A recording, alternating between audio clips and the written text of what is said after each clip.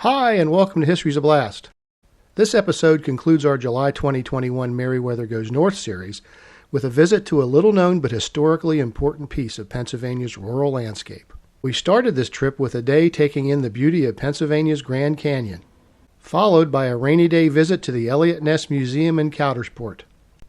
In New York's Finger Lakes region, we hiked to the spectacular Tughanic Falls, toured the Fort Stanwix National Monument, and followed James Fenimore Cooper's Natty Bumppo to the Glimmerglass, a bucket list item for yours truly.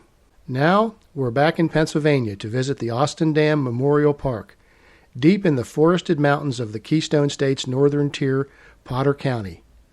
So please stick around.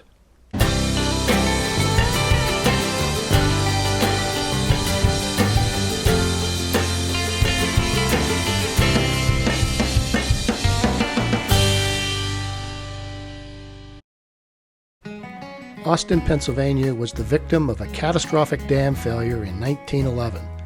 The ruins of the dam survive, much as they were 110 years ago, surrounded by a memorial park.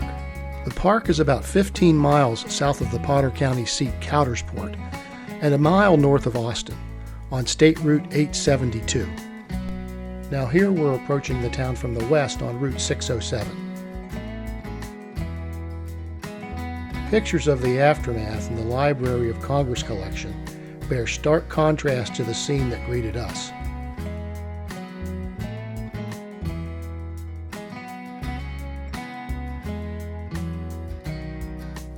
Turning north on Route 872, there's a historical marker on the right side of the road, and we were able to see the ruins of the dam in the valley below through the thick woods.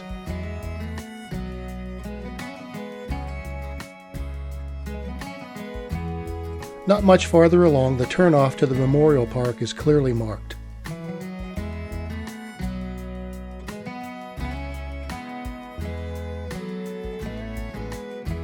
A narrow, heavily rutted dirt road leads to the park.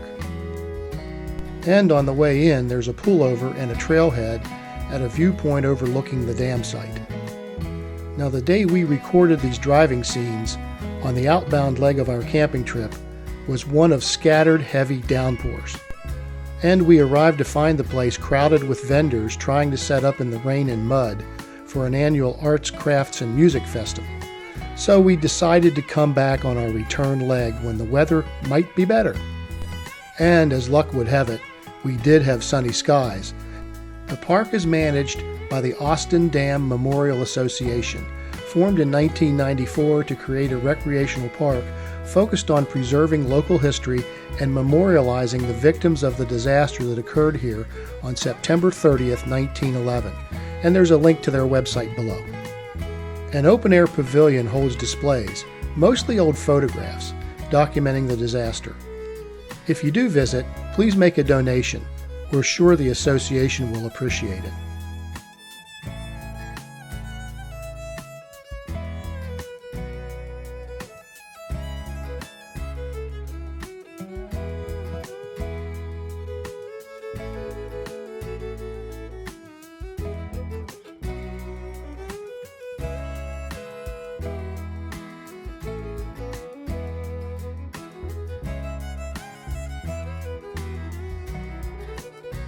The reinforced concrete dam was only 2 years old when it failed.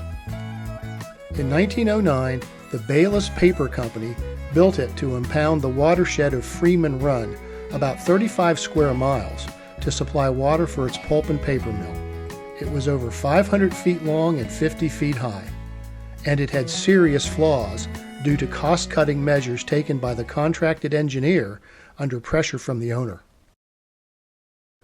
Now remember that in 1909, there were a lot of people still living who could remember the Johnstown flood of 1889, which of course was caused by another dam failure due to a private owner, in that case a rich men's fishing and hunting club, placing cost over best practice. And yet, the Bayless Dam, as it was called at the time, was still built without any oversight by the state government. Proper design and construction depended upon the ethical behavior of professionals who were expected to act in the public interest. That, of course, didn't happen at Austin. You can read the details of the fallacy of depending on self-government by professional organizations to ensure public safety in the case study available at the website shown below, and there will be a link in the description. At least this disaster finally stirred Pennsylvania's General Assembly to act. In 1913, the Commonwealth's first Dam and Obstructions Act exerted public jurisdiction over all facets of dam construction and operation.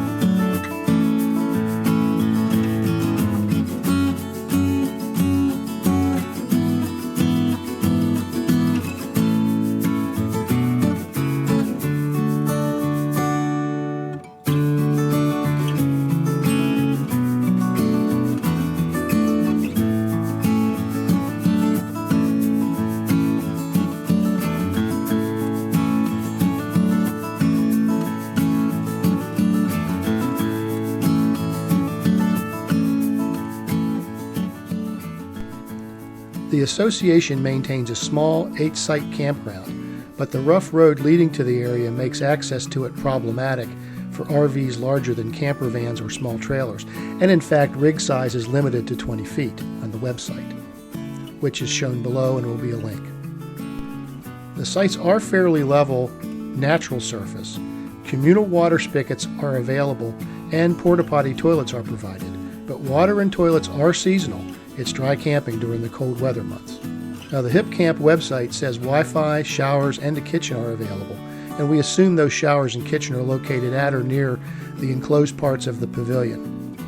Sites are $32 a night, and we'll let you be the judge. Austin Dam Memorial Park, definitely worth a visit, and maybe even an overnight or two. That's it for this time. I hope you enjoyed this video and will take time to view some of our other ones.